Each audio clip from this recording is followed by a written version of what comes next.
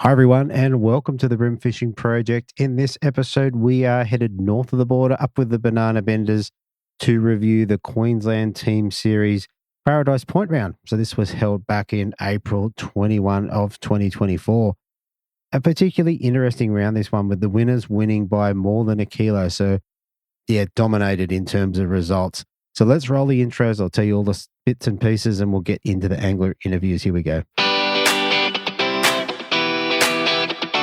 Welcome to the Brim Fishing Project. This is where you need to be every Tuesday to find out all the latest tips and tricks to help you target brim on lures. You'll get to hear from some of Australia's elite brim competition anglers and see how they were able to achieve their results in competitions around the country. Now, here's your host, the 2019 Hobie Kayak Fishing World Champion, Andrew Deeth.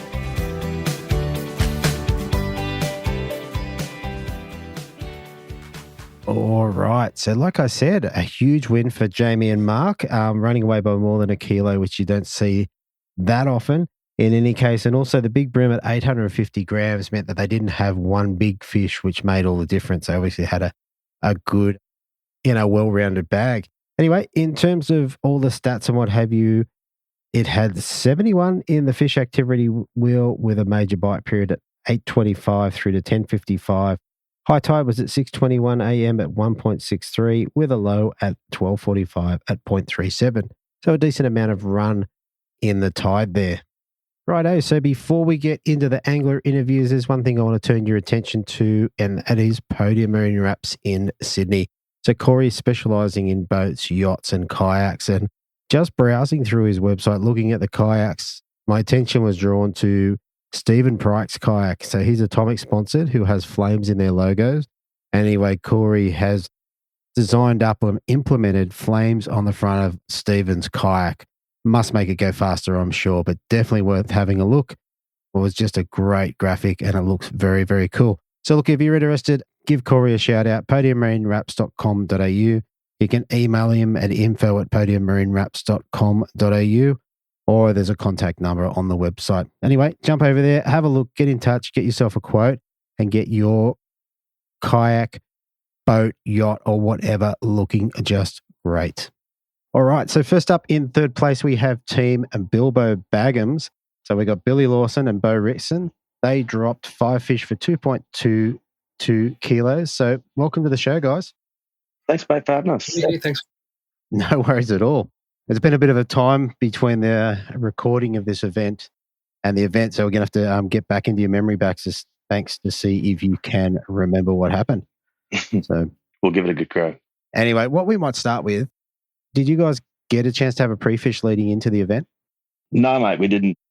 Bit hectic of weather, but I think prior to the event, so it was just more of one of the off chances of getting down there on the day and just sort of seeing what we were going to actually be able to get to and do.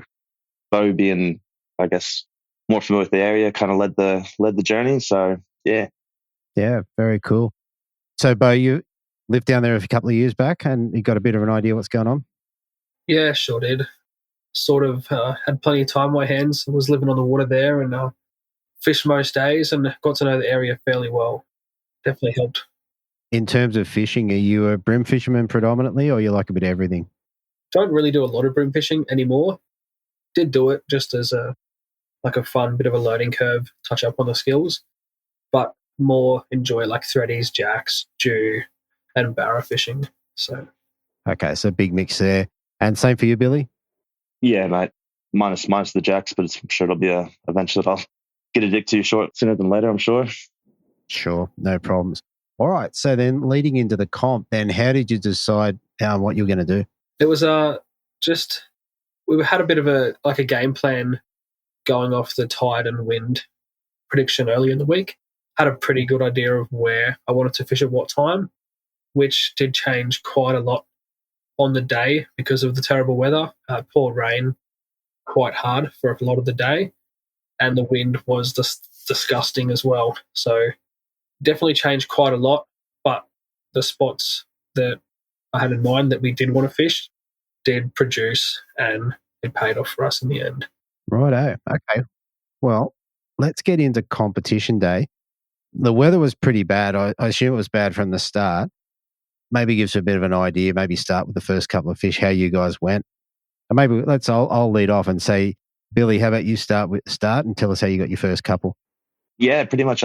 We just sort of, I guess, headed straight into the canals, and there's a few pontoons there that Bo had said he's pulled some decent ones off in the past. So we went in, and sure enough, Bo got a cracker right away, and I got one that was a bit smaller. And once it started to slow down, that's when we started, I guess, to keep moving up into the system and just find those pressure edges that were holding a bit of bait and just any activity, because we could tell it was going to be a bit of a grind. So yeah, that's sort of, I guess, how we, I guess, sort of led us to do what we were doing. Yeah.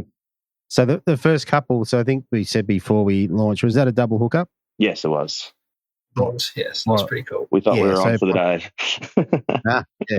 You go, how good is this going to be? Yeah. What were you throwing? What caught the fish? Cranks. Yep. Cranks. So just cranks. Yes. Okay.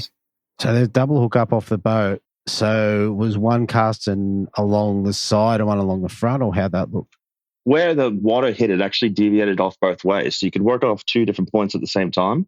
So pretty much he picked his side of that, I picked my side of that, and just plug away.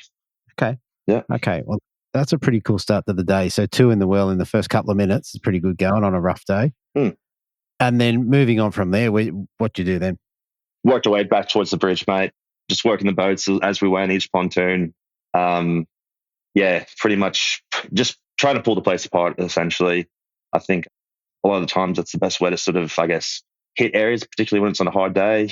Just leave no stone unturned, and eventually you'll find them. And when you do, hopefully pepper it and get a few more in the boat. But on the day, it was, I think, after that, Bo, didn't you get the 2 crackers right between sort of the boat and the pontoon? And on one of them, I think you actually ended up having the fish wrap around one of the pylons and had to pull it off. And luckily it stayed on the hook and got in the boat. That was a good high five. I remember that one. While your teeth were chattering. That was right in that middle of that massive downpour too. It was. Right. It was. Very cool. Very lucky to land that fish. And just out of interest, Bo, what were you wearing on the day, mate? Just a t-shirt, shorts, ditched the shoes, got a bit wet. Yeah, I was loving it. Yeah, fair enough. Love and life. What was the slogan for the day, mate? Remember? I couldn't remember. But it was going to be the pose. Yeah. All right. So did you continue with your cranks, or did you move into something else?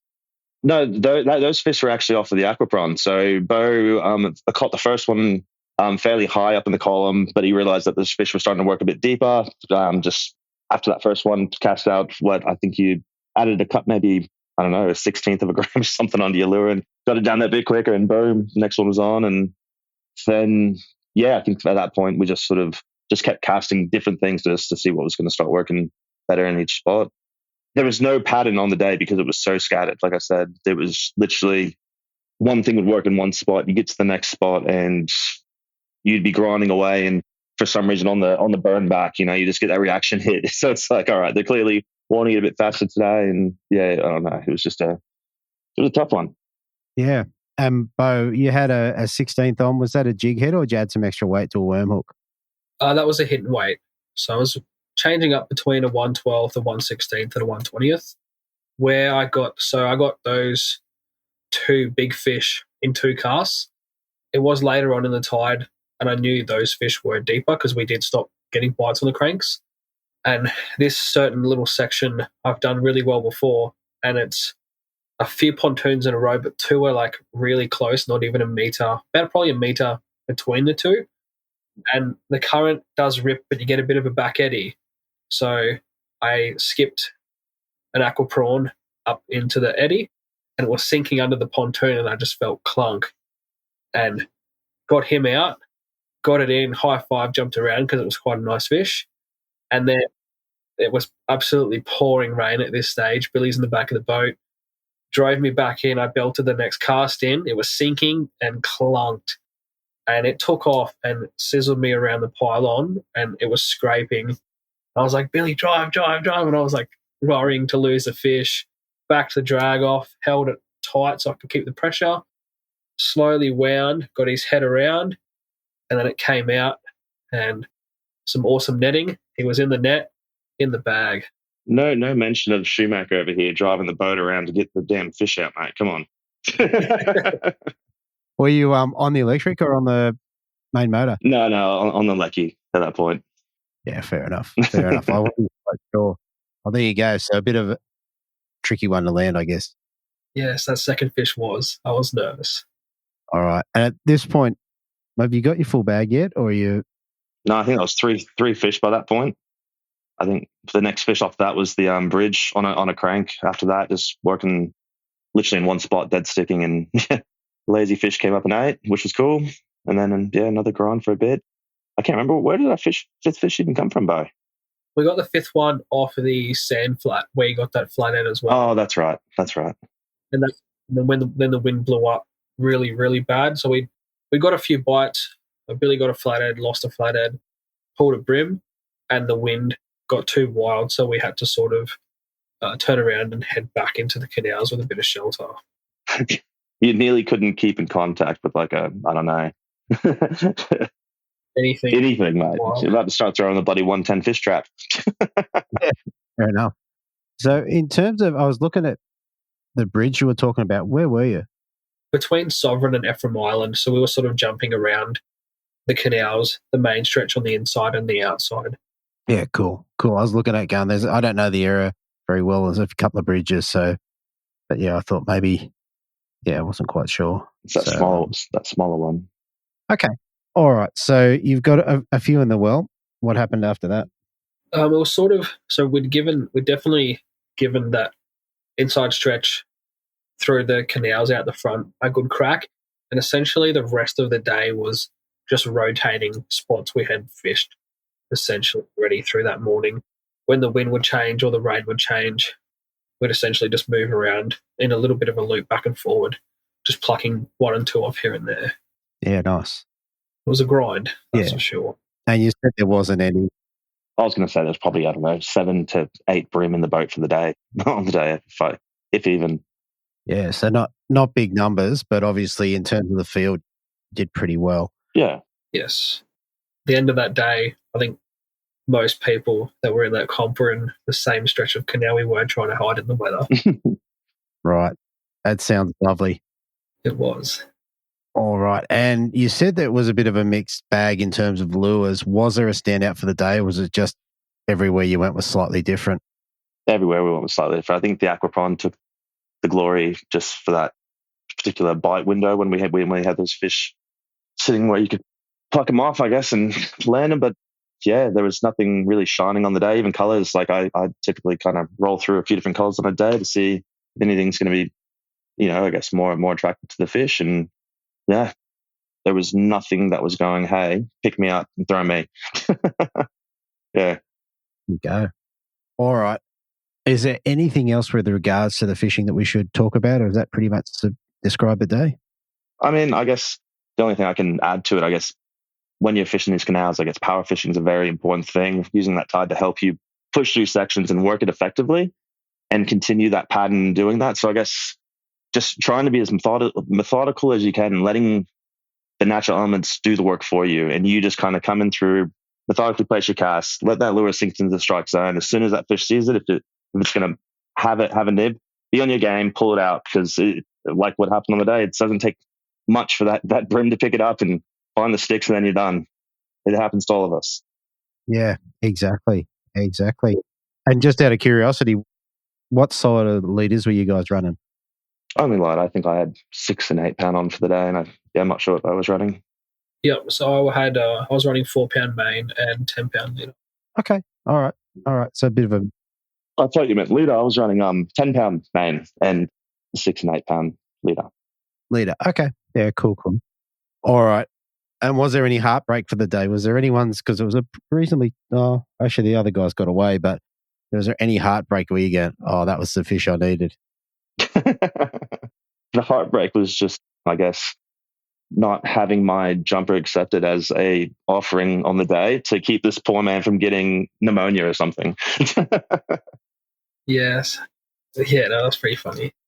There wasn't really any that got away that would have been, that was the fish. I guess the heartbreak for me was not seeing the nice jack that came up and decided to eat me right before we got to the bridge. That was it was a nice surprise. Getting dusted. I think that's why I like chasing the fish that I chase, to be honest with you, is because it's never really a guarantee that you're going to get it in the boat. And when you get that one good fish, particularly on a slow bite, it's just like you get pumped up, particularly on a cold day. It's just like, it's cold, windy, wet, but I'm awake now. Let's go. Let's get this bream. So not a heartbreak as such, but more of a kick in the bum to be on my game a bit better. Fair enough. All right. I reckon that covers it pretty well. Do you guys remember what you got to take home for the third place? Roughly $175 or $80 from memory. Yep, and a couple lures to share as well. How good's that for a nice, wet, windy day out in the water with a mate? Yeah, that's it. A few fish, getting paid for it, having a good time. So. And a Yatla pie on the way home. Very, very good. All right, and one last thing before we head off. Is there anyone that you guys want to give a shout out to or say thank you to? We'll start with you, Billy. Yeah, mate. To be honest with you, I'd just like to thank my family for being there and supporting me through the past couple of years. It's been a bit of a wild ride, and the wife stood there by my side and definitely allowed me to, I guess, pursue my passion of fishing. And, you know, without her tolerance of me being gone countless of hours each week and days on end, whatever, I wouldn't be able to do what I do and smile every single day as much as I do. So that's, yeah. Thank you, family. Very good. Two people. So I'd like to thank Billy for, it was fantastic on the net and driving that day. Work makes the dream work, and probably would have been interesting to learn those fish by myself, to say the less. And also Bait Tackle Store Underwood for supplying me with the gear I used in the comp as well. So that's where I got my jig heads and leader and aqua prawns from. Very nice. Very nice. All right, guys. That is brilliant. Look, thanks for coming on, and hopefully we get to talk to you again before the end of the season. Sounds good, mate. Thanks for having us. No worries at all. All right, fishing.com.au, your one-stop brim lure and tackle shop. Pick up the latest tackle, including Muscle Vibes, Cranker Crabs, OSP Bent Minnows, Z-Man Plastics, Eco Gear Lures, and Daiwa Rods, Reels, and Tackle. Same-day shipping. Shop where the world champion, the Australian champion, and the current ABT champion shops. Fishing.com.au, online or in-store at shop 18/29 Kiora Road, Miranda. And I did see one newly crowned world champion in Jack Cammy in the store the other day, although he didn't call me and tell me to come down, so boo. Anyway, jumping on the website, there's a few things that have caught my eye. Now, I do need a couple of Crossfire lures, so definitely they caught my eye. They got the 155s there and the 110s, but personally, I enjoy the big boys, the 195s and bigger. The other thing, if you're chasing bass, so I know we're in closed season at the moment, but the chase bait drunken mullet looks very, very cool, very similar to a whopper plopper. There's something to have a look at there. And as we're in winter, the River to Sea baby vibes in a whole bunch of colours. Loving the cockle colours. Definitely jump on those. Ask Adam to rig them. It's his favourite thing. In any case, fishing.com.au. All right, so coming up next in second place, I've got a couple of guests who have been on the show before. They dropped their 5 fish on the scales for 2.29 kilos, which gave them second place. And the interesting thing about this interview is they're both sitting in the boat right now. I have Lance Marsh and Joel McKenzie. Welcome back, guys. G'day, Andrew. How are you, mate? Hey, Deethy. Mate, this is one of the coolest things. Like I said, I don't think I've ever interviewed anyone that's sitting in their boat. We're actually in the shed, mate. We're not on the water, so it's not as bad as it sounds. I reckon it's pretty cool. And you just saying before you got a new boat, so what did you guys get? Yeah, we just got an Assault Pro, mate, a little Stacer. It's just an upgrade from the Stacer, but just an open tinny. So we just thought we'd try and make it a bit more tournament ready. It's a nice little boat. Very good. All right. So listen, you guys had a good comp with a nice result, but under some difficult conditions. So do you want to give us an idea about what you decided to do and how you caught your fish? Yeah, well, as we said a little bit earlier, teammate, there was a little comp out of Paradise Point the day before, which had a couple of guys fishing in it. So we didn't really want to be around Paradise Point because we thought it probably copped a bit of a flogging the day before. And like we said, we got the new boat, so we thought we'd give it a bit of a run. So we decided to do the big run from Paradise Point up to the back of the casino in Broadbeach. Wow. So, yeah, about an hour or so drive from Paradise Point, but we thought we'd get up there and just have a fish. So, yeah, we dipped the big run up there and we went from the back of the casino and just kept going from there. Right. The forecast was fairly ordinary. It was rainy, windy forecast, and we had a bad night the night before. And, Craig was considering calling it off, but I think it's just sort of lined up a little bit. And we thought, well, if we go south, then it's a southerly coming, we can just ease our way home with it. But it was pretty ordinary. It was good to start with, but just got worse during the day. And my wet weather gear wasn't worthy, mate. Not worthy? Oh, you're going to have to reach out to Morgo. See if he's got some buck and bass gear. Reach out, buck and bass. Thanks. Fair enough. All right. Tell us, so you travelled all the way up towards the casino. How'd you go about catching your fish? I had a bent minnow tied on because I hadn't fished surface for a while, so I wanted to do that because it's always a bit of fun. And Lance had an unweighted aqua tied on, so I sent him to the back of the boat as I usually do now. We started fishing, and I think my second cast I had a massive brim, nearly break the bent in half, but somehow missed all hooks. So we thought, well, we're on here, this could be a bit of fun. And then sure enough, the next pontoon, another really good brim folded on it, missed hooks as well. So we thought we're in the right spot at least. But from there we basically slowly made our way up, and I managed to, I think, catch 3 or 4 in about 15 minutes, all on surface that were just bag fillers. And I was just there with the net, mate. Yeah. Fair enough. That's all right. Somebody's got to put him in the net. Yeah. He's pretty good with it, so. Yeah, that's good. That's good. So so after an hour's travel, you got some fish reasonably quickly. Yeah, we would have had our bag within half an hour, I'd say. Yeah. That's pretty good. Yeah. Like we said, once you get up, it's a really fun place to fish up there. Don't get me wrong, there's no Gippsland Lakes brim up there, but there's a lot of 26 to 30 centimetre fish that are a lot of fun to catch up there. And you're throwing around 3 and 4 pound line around pontoons and stuff. It's a really fun place to fish up there. And the side casting too. It's really good to see the fish up in the shallows and just trying to coax them to do something with aquas. But with the wind the way it was, mate, the unweighted aqua was a bit of a no-go, really, just with the big belly and the line. But in certain situations it was good up in the tight bits. But, I was pretty much just net boy.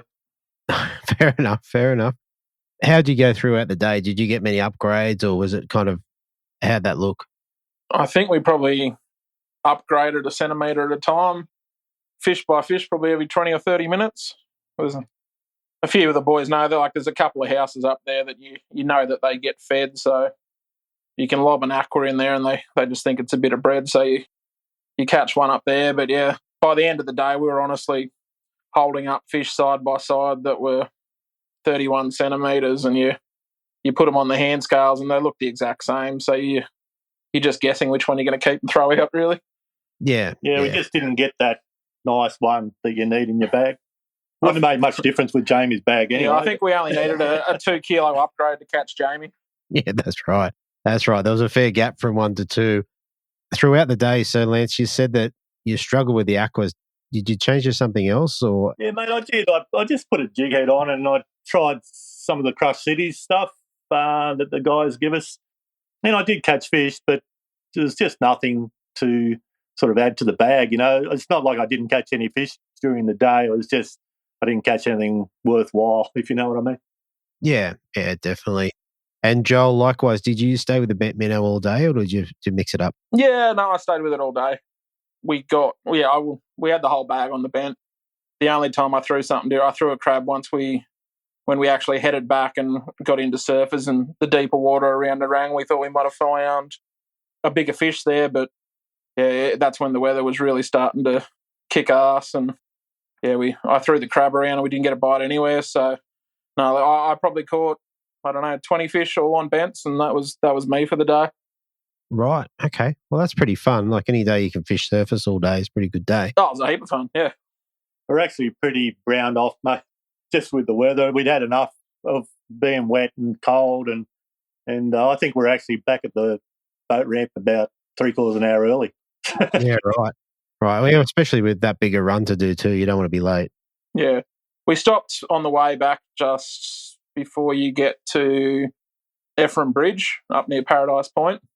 just because we obviously had a bit of time. But we pulled up for one spot to have a cast, and as most of the boys know, like the way that the weather came in, it was raining sideways, like the boat was just getting blown everywhere. It was worse than the ABT at Port Stephens for probably about 15 minutes. It was just horrible. Right. Well, there you go, mate. The only thing worse than being in the boat would have been being in a kayak. Yeah. No, the kayak would have been upside down. It was crazy. Fair enough. All right. Just in terms of lines and leaders and that sort of stuff, what did you guys run for the day? I just run 4 pound Daiwa FC, the X-Link, just in 4 pound, mate. An exhibition braid, I think it's 6 pound, the orange one. So I run that pretty much on all my rods now. Don't need to go too much heavier than 4 pound, I don't think, up there. The odd Jack and Trevally sort that out pretty quick, but the brim 4 pound seems fine. Definitely. They're sort of your average fish is 26 to 30. 4 pound's going to handle that pretty comfortably. And I'll get the big one in anyway. Yeah, you can get away with it pretty easy. Like most of our stuff, aquas and bents, nothing's higher than the 4 pound. Yeah, fair enough. All right. So for second place, what do you guys get to take home? Good question, mate. That was a while back. Do you want to see it? I think it was like $300. I don't know. It's been reinvested back into the fishing kitty money, so it's back in the piggy bank, and we probably need to use it for some cranky crabs after the Hawkesbury round. I was going to say, I think we spent it on crabs. Yeah. I was going to say everyone threw crabs there. And I think, Lance, you ended up with a top 10 finish there, which is pretty good out of a big field. Yeah, stoked with 8th out of that field, mate. Had 2 great fellas, Michael and Mark, 2 top blokes. Love fishing with those guys. I learned a lot. I know that I was very undergunned for the Hawkesbury with my gear, put it that way. Okay, well, that's good to know for next time. Yeah. I still take credit for that. Like I said, I push him down the back of the boat in these comps, so... Yeah, fair enough. Yeah. I feel good down the back. It's a bit unnerving for me up the front. Fair enough. You've got to make decisions, mate. I don't like making decisions. No, fair enough. And, mate, on the back of the new boat, what have you got there? A little casting deck, or how's that look? Yeah, it's got a casting deck all round pretty much. I don't require much room. If it's nice and flat, I can stay in the one spot all day. Yeah, no, it's a nice little boat, mate. It's a lot smaller than some of the ones I rode in down there, but it does the job for us. And with our ramps and stuff around here, a nice glass boat is sort of, I don't like the thought of putting a glass boat through the rocky places we go to sometimes. Yeah, fair enough. All right. One last thing before we head off. Is there anyone that you guys want to give a shout out to? Mate, I'd like to give a shout out to Wayne from Rib Force Marine. They give us supplied our motor for us. Done a fantastic fit out. It's like they treat your boat like it's theirs. Yeah, really appreciate what they've done for us and our family. We all live together now. We're all under one roof. Yeah, we've got my wife, Kerry's the built-in babysitter now. Just got to help thank them. They do a wonderful job.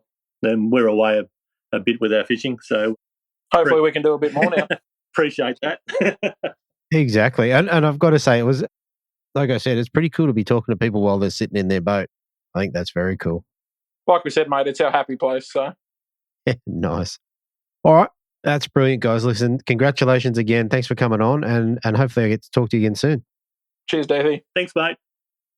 If you're in the market for a new fishing kayak or looking to make some upgrades to your existing kayak or possibly looking at kayak fishing tournaments, then HWS is the place to go. They have a full range of Hobie kayaks, stock the latest kayak accessories, and are really dialed in when it comes to the best kayak fishing setup for the casual fisher and the tournament angler. hws.com.au, online or in-store at shop 3/638 Pacific Highway, Belmont. James offers free delivery on Hobie kayaks across Greater Sydney, Central Coast and Hunter. If you're outside those areas, shoot him a message or give him a call and see what he can do for you. All right, and look, one thing that caught my eye on the HWS website is all the camera mounts. As I'm looking to get into a bit of YouTube stuff, all this stuff has sort of caught my attention. And you've got a whole range of stuff here from Yak Attack mounts, you've got Railblazer mounts, you've got all sorts of different bits and pieces and components. That'll help you attach to your Hobie kayaks with your GoPro or whatever it is you're using. Looks like James got pretty much anything to cover you, from ball mounts to track mounts, all sorts of stuff. Anyway, jump on there, hws.com.au, or give James a call and he'll help you out. All righty. So coming in first place, dropping a huge bag of 3.5 kilos, which included Big Brim of 850 grams, I have with me Jamie McEwen and Mark Sarek from Team Hummingbird Minn Kota, or Minn Kota Hummingbird. So listen, you guys had a cracking win on the weekend, like I think around a 1.2 kilo lead on the Gold Coast. Like, how good is that? Yeah, it was a good day out, really. Like, the weather was not awesome, but the fishing was pretty red hot. All right. Let's go. Let's dial it back a bit. Did you guys get out to have a pre-fish? No, not something we generally do with the team's comps ever, but neither of us have really had time to fish on the Gold Coast for ages. Yeah. Same with you, Mark? Yeah, it's been a few, fair while between drinks on the Gold Coast, to be honest, or out on the boat for me in general. Yeah. All right. So then leading into the competition, like, you must have had a bit of a conversation about what you were going to do. How did you sort of plan it out? Mate, originally, well, we remember what we've sort of done a couple of years ago. This time of year, this time of year generally is traditional for the banana prawns to be running in the Southern Bay, and they school up and run right up towards Jacobs Well. So initially, earlier in the week, we sort of spoke about going right up to sort of Lamb and Macleay Island, and there's a lot of boat holes around there, and even the mouth of Logan River and places like that. But with the weather forecast, the boundary got reduced to the power lines.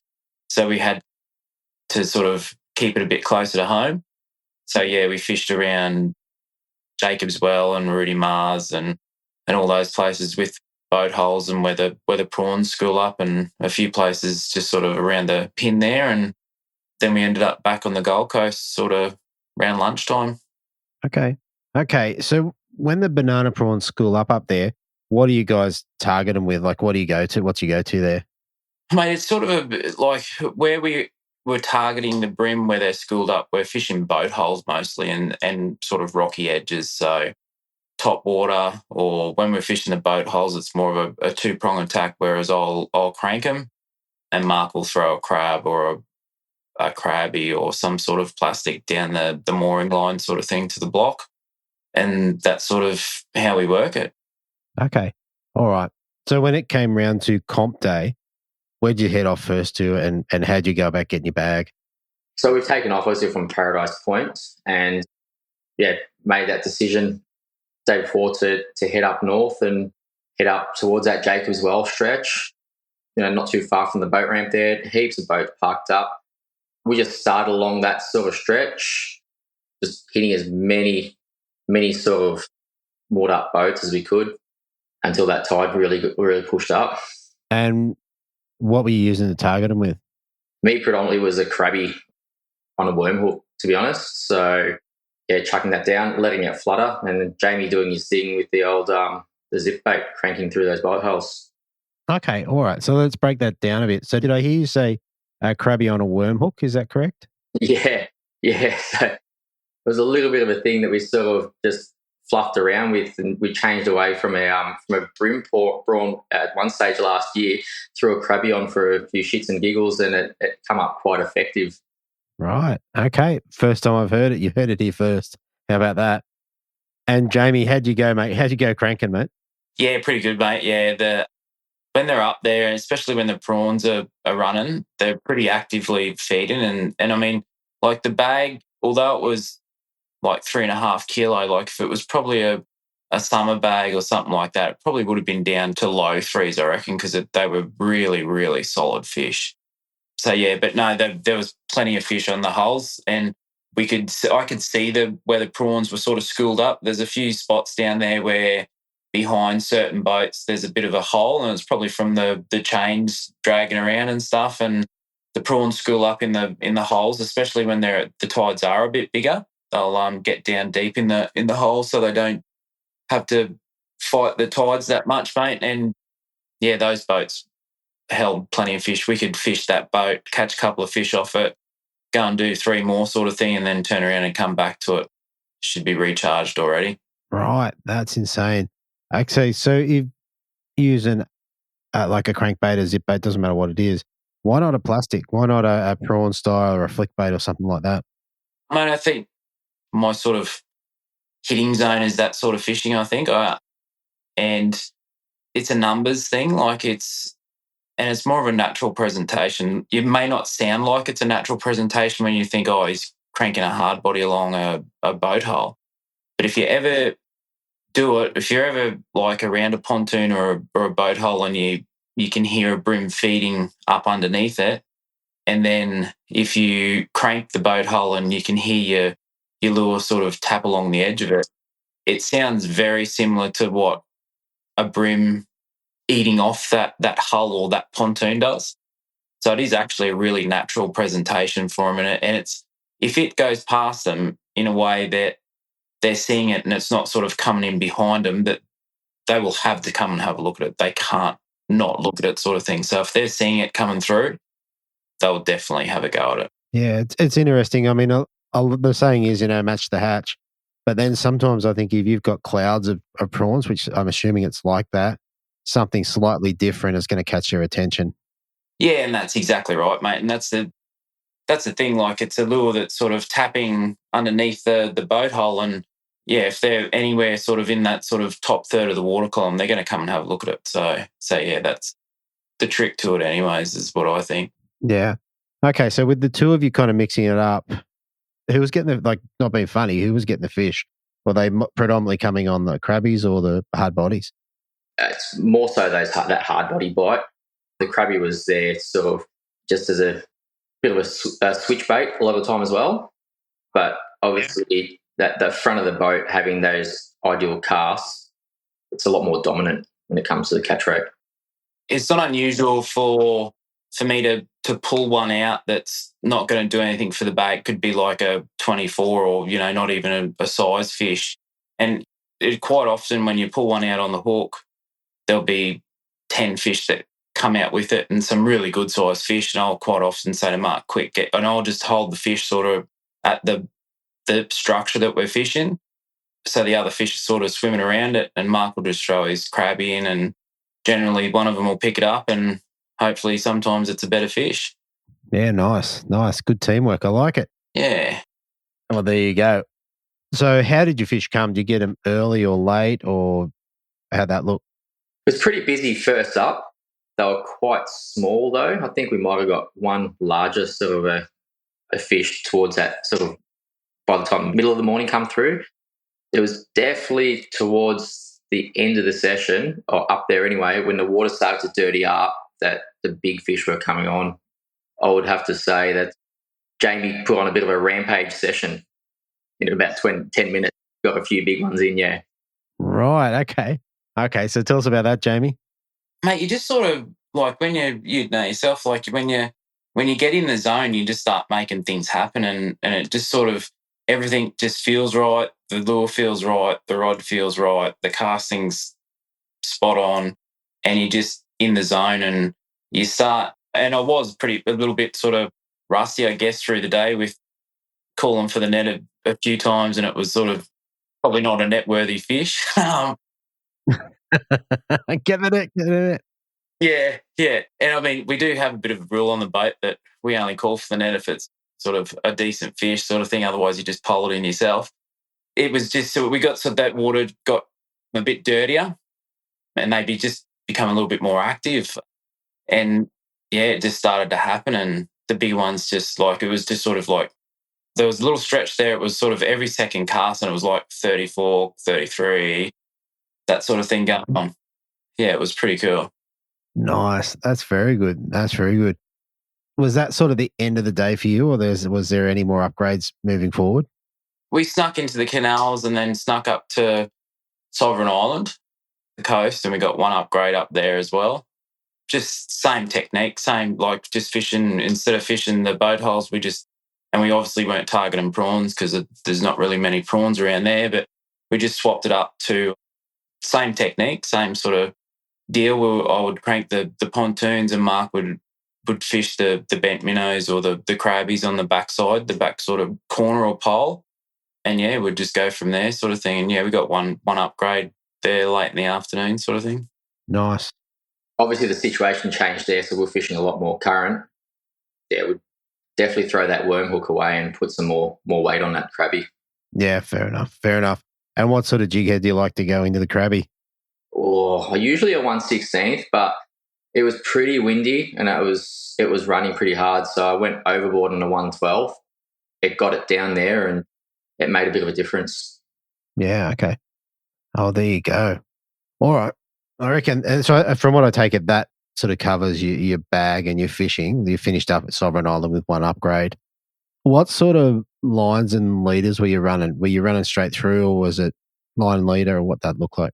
No, mate, I use, for myself doing the cranking thing, I use P.08, I think it's like 14 pound X braid. And I use 6 pound leader. So that's really basic, mate. Nothing too outrageous with that. Yeah, and I'm running a 6 pound leader with a 0.6 Shangri-La finesse for X braid. So, okay, yeah, cool, very cool. All right, I think that probably covers all the fishing. First place, what did you guys get to take home?